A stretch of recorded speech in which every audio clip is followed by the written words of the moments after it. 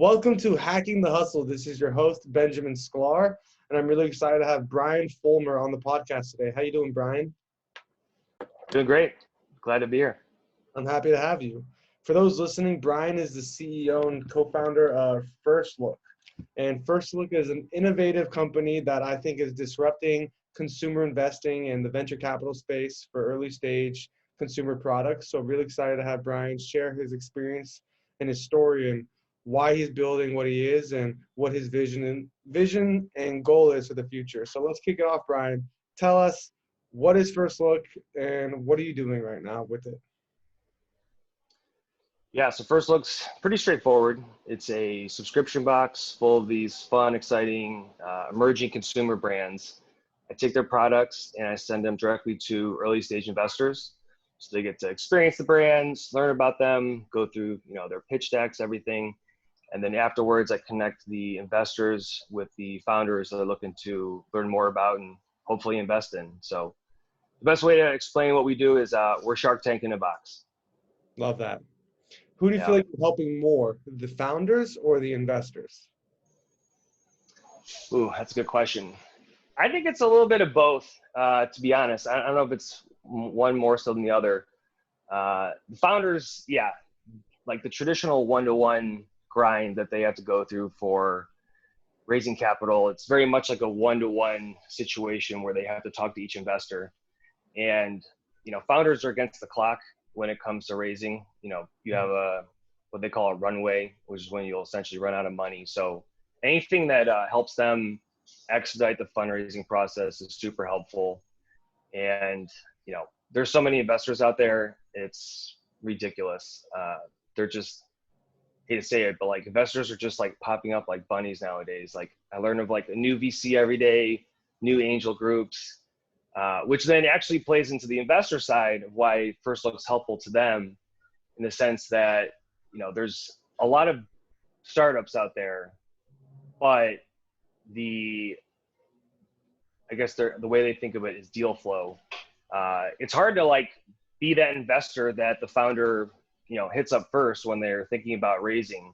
So these investors have to make a lot of noise, whether it's, on Twitter or writing blog posts. And sometimes it's hard to grab the attention of the founder. So they end up going with some other investor first. And essentially it's getting tougher and tougher to find the right deals. So with FirstLook, since we do have this way of, bringing in brands and attracting these awesome founders, it's a good filter for them to just see them, hopefully the most awesome consumer brands out there each month. And, same with them, time is money. So anything that saves them time is also super helpful. So I'd say it's about 50-50 split, long answer short. What's it like are you a solo founder, correct? Yeah, just me.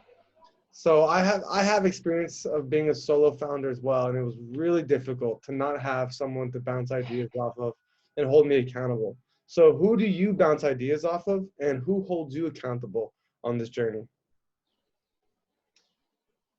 As far as bouncing ideas off of, there's a lot of founders that I've become really good friends with, since I launched this back in June of 2020.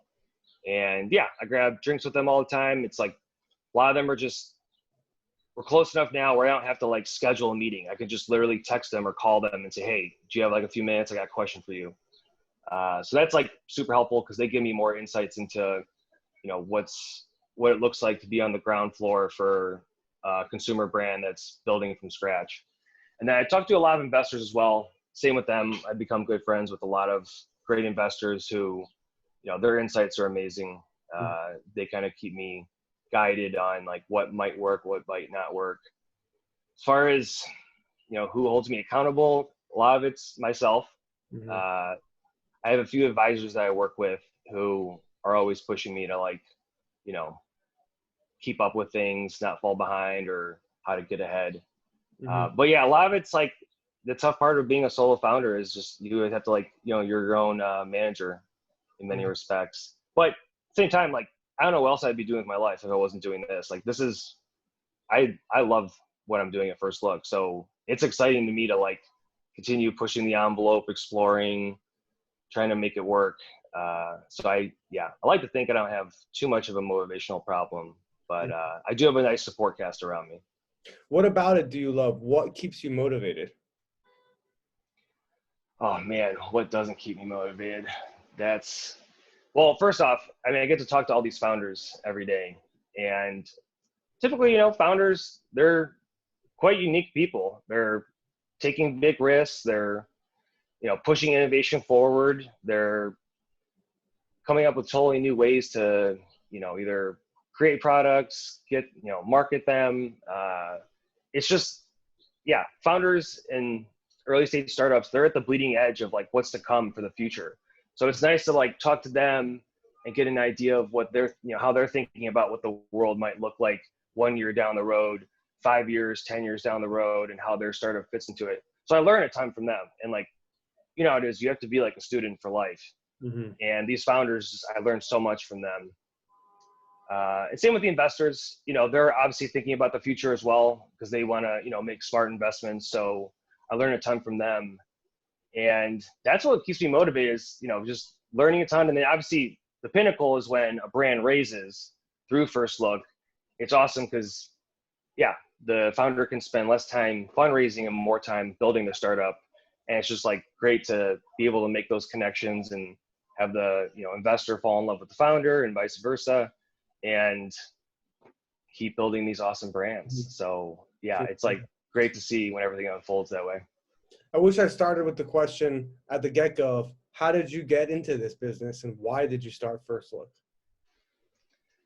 Yeah, so I came from the consumer VC space. Most recently, I was working at an accelerator called XRC Labs, which is a startup accelerator here in the city that specializes in retail tech and consumer goods. So we make about 20 investments a year in different brands, different startups. And that's where I, just saw the struggle it was for these consumer products or consumer brands to get their products into investor hands. And I was just bike riding one day around Battery Park down in Fidei, and it just like hit me. I was like, there needs to be a subscription box that just helps these brands like get all their products out into these investor hands. Because they would hit us up and, you do this little email dance back and forth, tell me more about your company. And then you go like, all right, well, send me your products. And then we would have this moment where we would try it as a team. And like, it would kind of be like, the scene in Gladiator where the emperor like does the thumbs up or down. Yeah. It was kind of like that. And a lot of, part of the early stage investing is these brands don't have a lot of numbers behind them. So at least as an investor, you have to be, a fan of the product. Mm-hmm. And testing it out is such an important step. So I just thought, why don't we put the experiencing part, as step one in the process. And then, any introduction or conversation from there is hopefully, a warm conversation. So just saw a need in the market and no one else was doing this. And from my experience of, working at XRC, I've worked at other accelerators, it just made sense. So I ran with it. And how long have you been doing it so far? I started going full-time on it in like October-ish of 2019. I launched the website literally during the week COVID hit America. It was like Tuesday, March 10th. I was like, hopped on LinkedIn. I was like, hey, everybody, like, come check out my new website and company. And then that Thursday, March 12th was when like, everything changed forever. And then, Friday was the run on the grocery stores. But the game plan was always to get the right people on board over the next few months, and was able to get the right investors and the right founders to join in for the first box, which was in June of 2020. So right when the pandemic was, full bore. And it's a monthly subscription. So ever since then, I've had to, get the right founders and get the right investors each month to ship boxes out. And tell us about your business model. How do you make money? So right now it's pretty simple. The founders pay $99 to be in the box, and then they send me their product for free. And then on the investor side, they also pay $99, but theirs is a monthly cost just because it's they get the box each month. And that's like pretty much how we're doing it right now. Kind of, trying to keep prices, I guess, low for the time being, just for the sake of hopefully faster growth. But things will probably change down the line as far as like whether who pays more or less. There's like quite a few different models we're thinking about as far as like, yeah, how to monetize this a little bit more. But for right now, just having everyone pay the same. So hopefully no one could complain. Right. And are Yeah. you, what kind of challenges are you facing as the founder? Oh man, this is like a never ending list. So now that these May boxes just went out, which is my 1 year anniversary, now I'm kind of entering chapter 2 of FirstLook, the FirstLook journey. And like hiring has been way harder than I thought it would ever be. I've been bringing on some interns, but like just finding the right interns, trying to vet them to figure out if they're the right fit for a startup life. It's very unstructured. Mm-hmm. And it takes, the interns, they have to understand, like they need to take initiative, like way more than they would at like a corporate internship role. So yeah, hiring's been a challenge, but did just onboard some new interns. So far so good. Congrats. Marketing, that's another challenge. So far I've built this entire business off word of mouth. I have not done any marketing other than like this case, hopping on a podcast, for a friend, or obviously put out like posts and stuff on LinkedIn, but I haven't done any like PR or anything like that. So relying on word of mouth has been nice because it's a great way to spread a business, but haven't done anything with like, getting an article in TechCrunch or anything, which obviously does help boost the awareness for the brand. So I'm just not that great at marketing either. So that's been like a challenge. I could literally go on forever about like all the different struggles, but yeah, marketing's a big one. Hiring's a big one. Social media, I'm all right at it, but looking for a social media intern right now, because it's just getting to this point where I don't have the bandwidth to deal with it. So it's really just kind of like handing off what I don't have time to do right now as things grow. Let's say you accomplish your goals, and in 5 years from now, FirstLook is where you hope it could be in your wildest dreams. What is FirstLook then? Oh man. Well, for starters, it would be an absolute juggernaut of a brand or a company where we have all these different boxes going. So the goal is, to separate the boxes into more specific categories. Right now it's a general box where there's some pre-seed, there's some seed stage brands. They come from essentially all different categories. The goal would be to have, multiple categories, whether it's a food and bev box or a beauty box or, home goods box, you name it. And having investors that specialize in those categories as subscribers. So then it's just a better experience for everyone.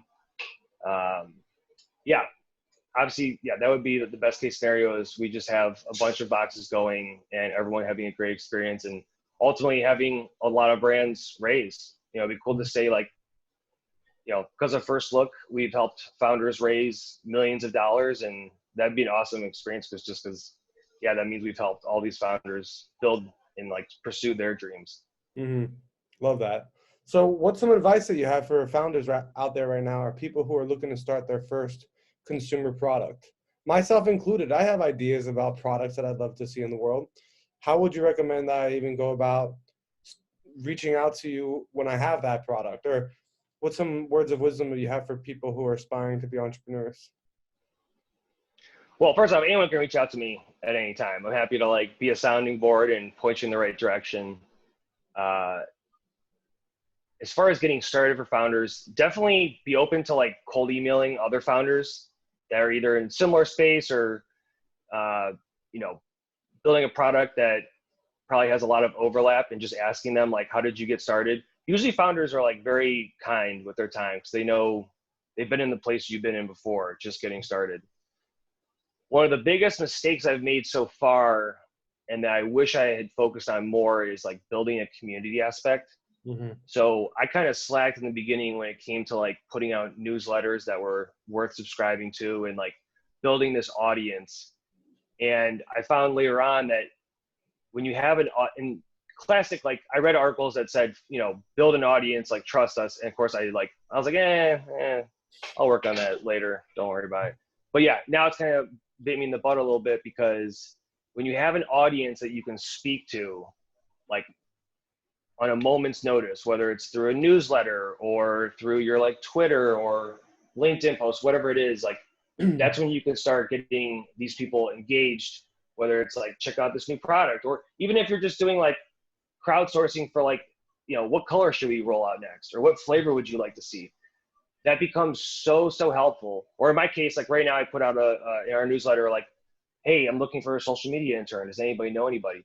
Being able to rely on your community and your audience to like help you build the startup is so important. And it also works in your favor because they feel like they're part of your journey and they're part of your success.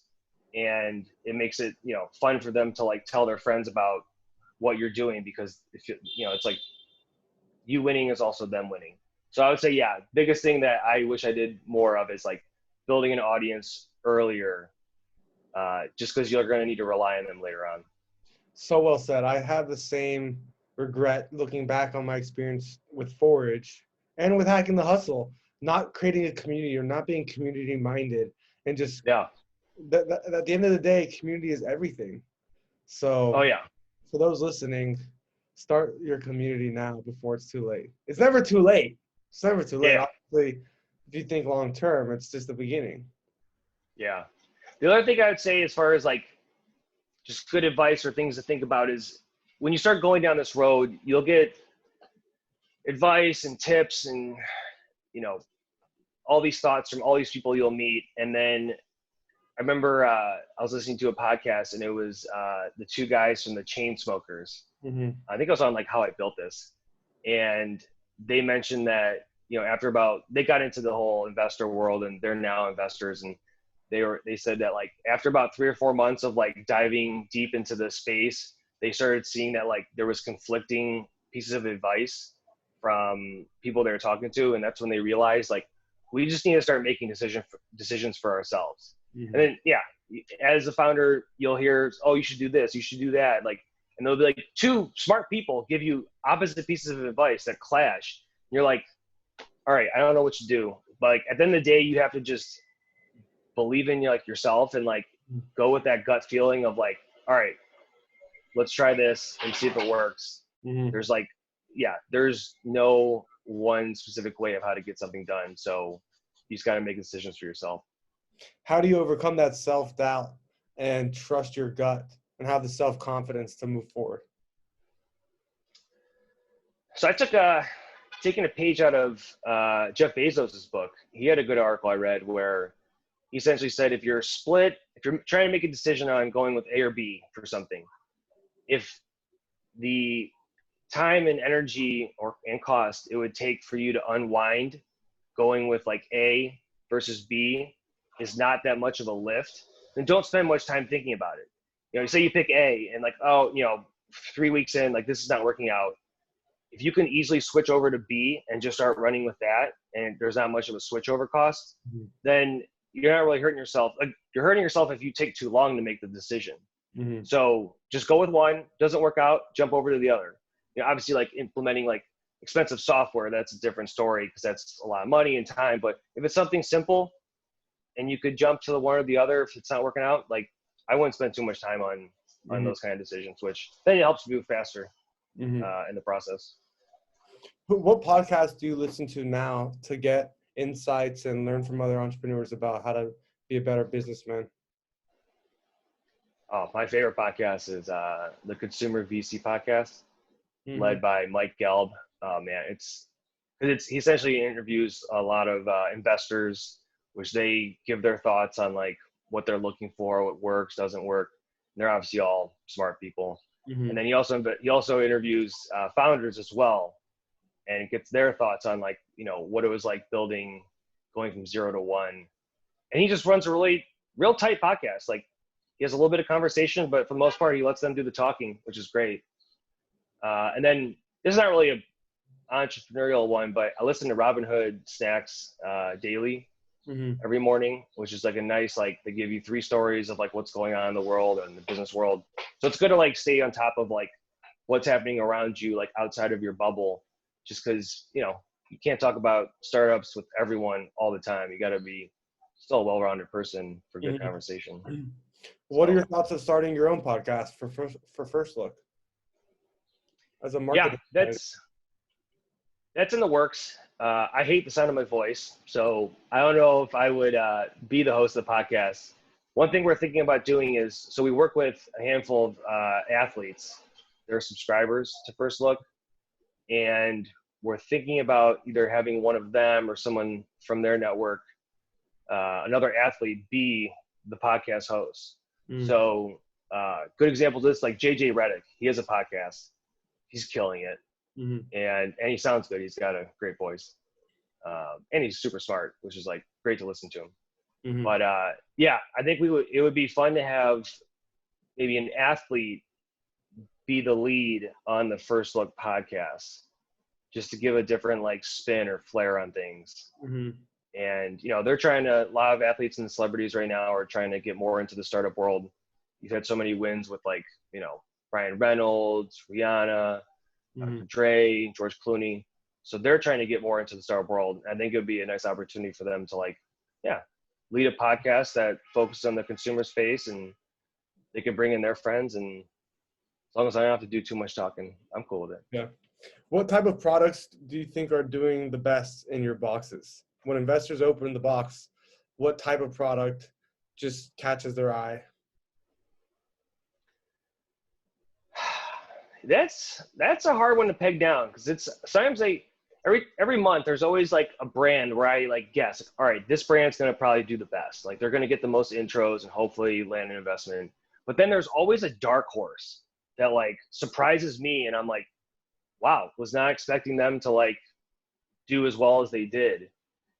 So I'm still trying to like figure out the right guesswork of like who's going to do the best in any given month. Mm-hmm.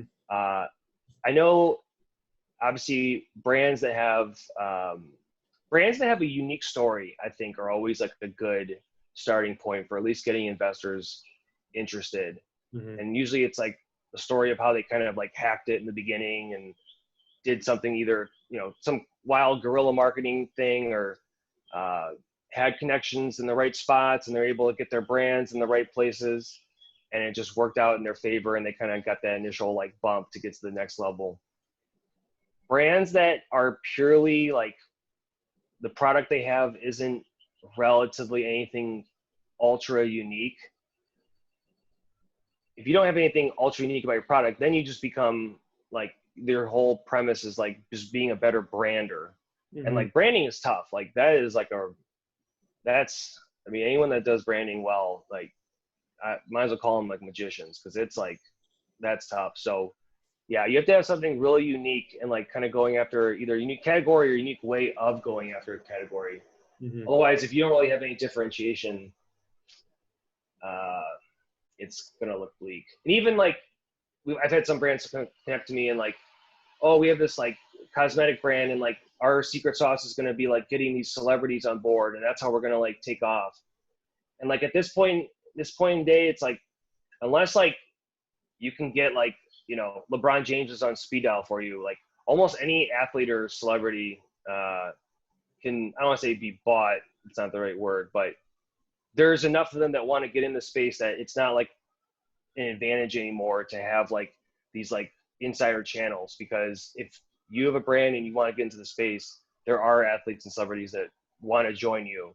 Mm-hmm. And it's not as difficult as it maybe was 10 X amount of years down the road to like get in touch with them anymore. Mm-hmm. So that's not really like an X factor at this point.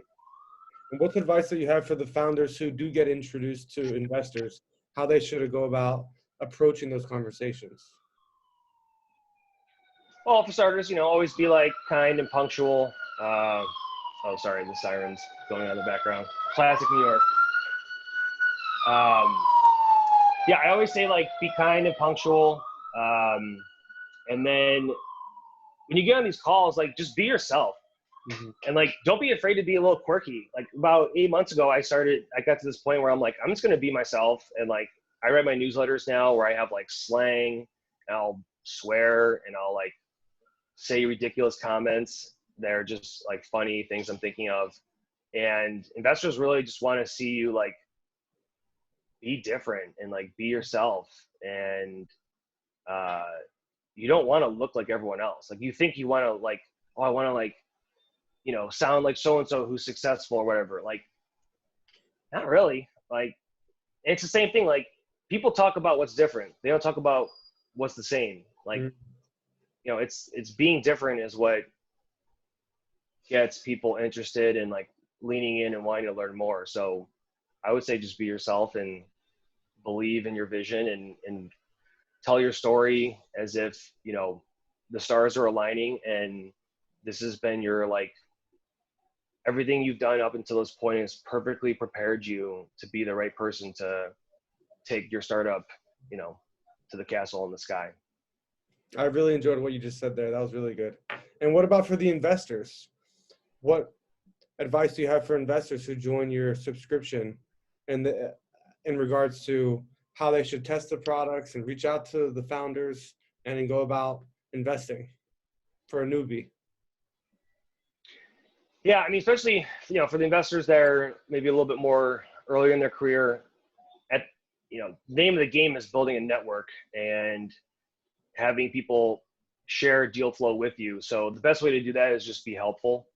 I encourage all the investors, if a brand isn't a fit for you, still be open to maybe connecting with them to be a sounding board, or if maybe like a retail buyer or a distributor that might be interested, like by all means, feel free to make an introduction.